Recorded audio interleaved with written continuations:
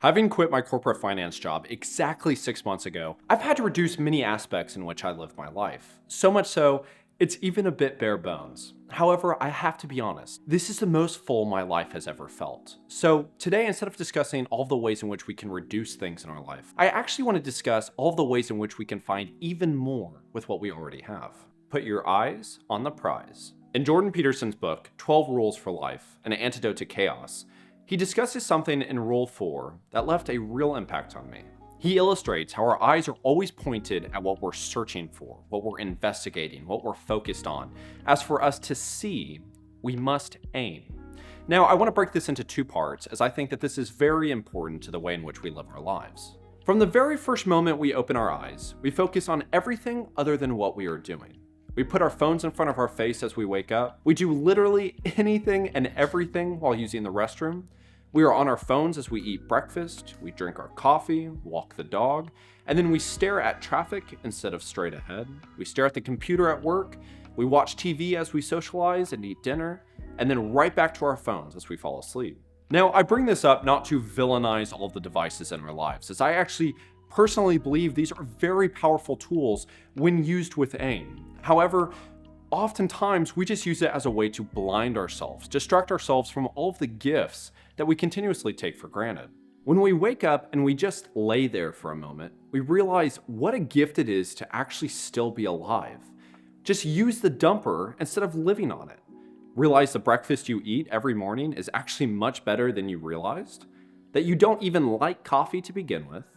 Become present with your dog, as their only desire are moments with you.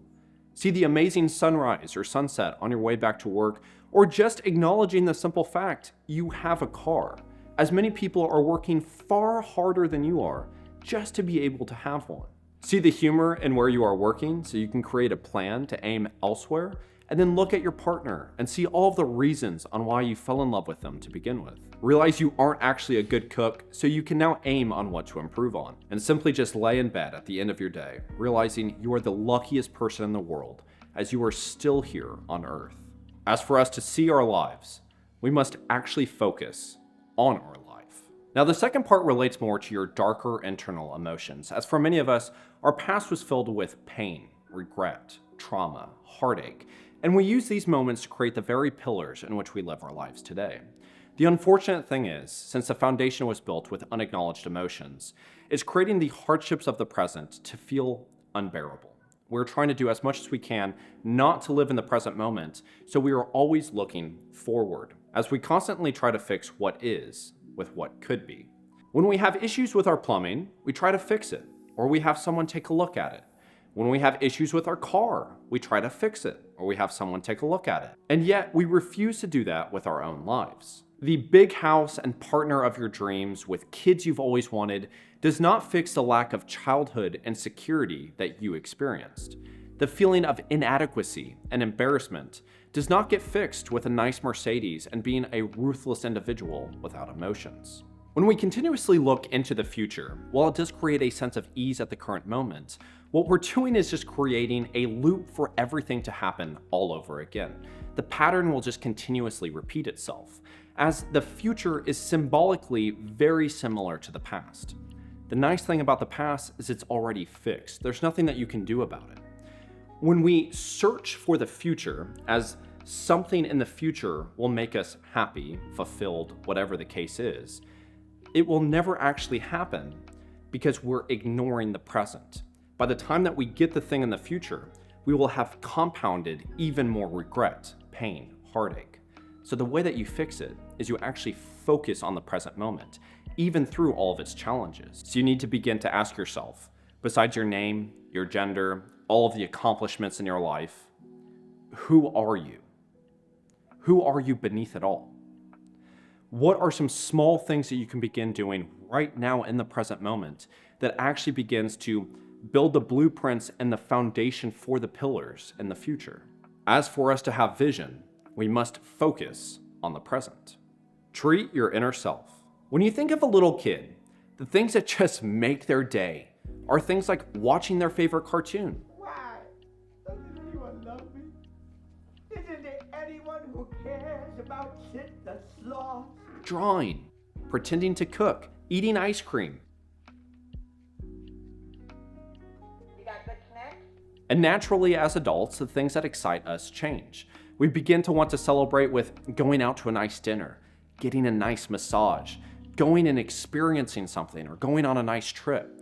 And these are all totally awesome. But sometimes they're ultimately just pit stops back into the chaos that is adulthood. Coming to bed, honey? Yes, dear. What I've found is anytime I have one of these fun experiences on the calendar, each day I'm like looking at it and I'm getting so excited and I can't wait to be able to get it. And whenever that day comes, I'm not as excited because now all I'm doing is, again, going back to thinking in the future. I'm thinking about how it's now closer to being over. And whenever it is over, I'm just going to go back to my regular life. So what I began doing was try to structure my life into ways in which I don't want to say had something to look forward to, because every day you should look forward to something. But I had these little moments that were more than just pit stops. They were moments where I was treating my inner self. Taking a moment to just pause from being an adult and eat my favorite snack without thinking about the calories, watch cartoons without thinking about work, and just get lost in the world of art. And when I think of myself now, I think of a dashingly handsome man with beautiful hair and shoulders that could hold up a building. And while all of these are absolutely true, I'm also all of the little versions of myself. Just like a little kid needs security and protection and love and displays of courage and excitement and hope, so does your inner self. And you're able to grant that to yourself. You're able to give your younger self maybe some of the things that you didn't have when you were a kid. What this has really allowed me to do is have kind of a continuous amount of just peace, as even in the moments that I'm being an adult, I still can put the lenses of being a kid. I can still find the innocence and the pure joy and all of the things in which we cherish little kids so much for. Nature has the answers. I was listening to Joe Rogan's most recent podcast where he was interviewing Taylor Sheridan, writer and director for movies such as Sicario and shows like Yellowstone, Tulsa King, and 1883. Throughout the podcast, they were discussing the many intricacies in the Native American lifestyle. They were talking about the colonists and the Westerners and all of the people that decided to live with the Native Americans, refused to ever go back to their previous way of living. But the interesting thing was those that were kidnapped as little kids and stripped from their homes and forced to live the Western lifestyle, throughout their whole life continuously tried to escape and come back. The interesting thing, and the reason that I bring this up, is because I think it shows the power in which us as humans are spiritually and biologically connected and drawn to nature. When we look at beautiful pieces of architecture, it makes us feel a certain way. But every one of us knows that feeling when we are by the ocean, looking at the mountains, staring at the stars. It feels like we are exactly where we are supposed to be. And the reason that I brought up Taylor Sheridan to begin with is because he discusses, even throughout his very busy schedule, he does something called grounding or earthing, which is the release of the static energy that we hold within ourselves and become aligned with Earth's natural negative charge. And whether you want to get scientific or not, I personally have found anytime I feel completely overwhelmed, stressed, just living in my own head, each time I take my shoes and socks off and walk in the grass or jump into natural water, I always feel all of it just begin to go away.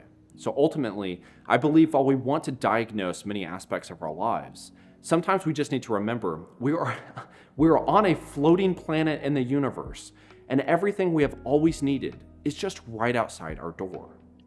A true selfless act always inspires another. One of my absolute favorite Christmas movies, and just maybe movies in general, is a Netflix original, Klaus. And while I don't want to ruin anything for you guys, I think that this is truly a wonderful experience that you should embark on.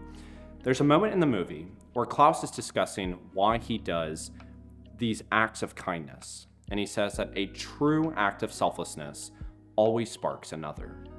It made me reflect, ever since I was a little kid, something that is just fully ingrained in me, is I've always wanted to help others. And when you're a little kid, the littlest things seem like they're massive. They seem like they're doing, you picking a flower and giving it to your mom is like you just impacted the whole world. But as I became an adult, I started thinking I need to go bigger. These little things aren't going to make a difference. I need to think bigger. I need to go much larger. I need to have millions of dollars to make a real impact.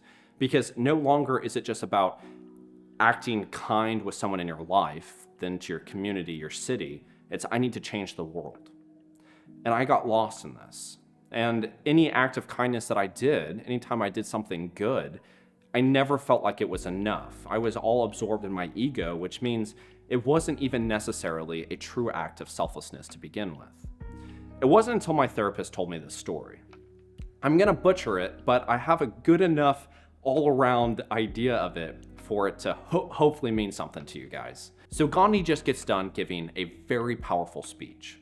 Everyone is standing up and they're applauding, they're feeling inspired, they're ready to go out and change the world. And there's a little meet and greet at the end.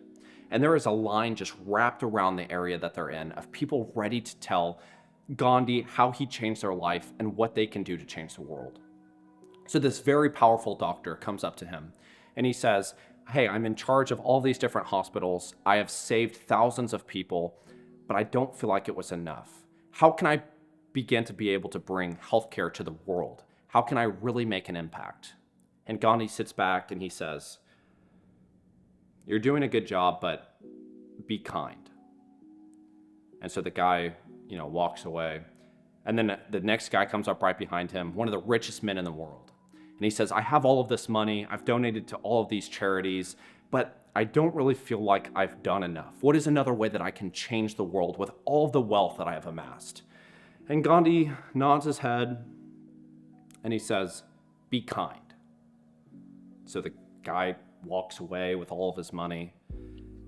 The president of the most powerful country in the world comes up to him and he says, I have all of this power. I can do all of this good. I'm trying to get more peace in the world. With everything that I have, with all of the tools at my disposal, how can I create more peace in the world? And Gandhi says, be kind. A mother comes up to him and she says, I want to be able to tell my sons and show them in ways that they can live a powerful life like you have. I want to show them that the world is full of good. And he leans in and he says, be kind. And the reason that I mention this is that no matter what level playing field you are in your life, we all are at these different levels. But there's a fundamental truth. I can have all of the money in the world, I can have all of the power in the world, I can have all of these different things in the world. What actually makes a difference is just being kind. Me making sure that every time I go on my morning walk, I wave at literally everybody. It looks like I'm swatting flies. But I do this to make sure that they know, hey, I see you. I'm right there with you. There's nothing that, I'm not getting an egoic boost. I'm not doing it for myself. I am doing it just to be kind. I just want to be kind in my community. I just want to be able to just spread a little bit of love, because even in the darkest of times for some people, just a little spark of light can really make a difference. I know that in my darkest of times, it was the most innocent moments, the most kind things that I never would have thought of that happened around me that put me right back on track of where I needed to go.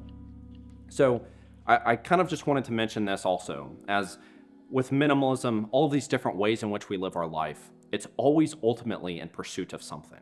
We're always trying to achieve something.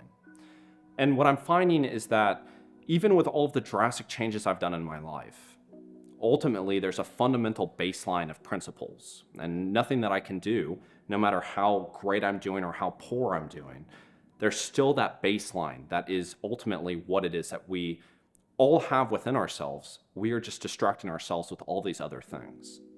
And that's just to be kind, to love yourself, to realize that you are enough, to go outside and see nature is there for you. Nature has the answers for you. You're not alone. No matter what, you're never alone. And I care about you. And there's a lot of love going your direction. and there's a lot of love all around you in your life, even when it's very difficult to see.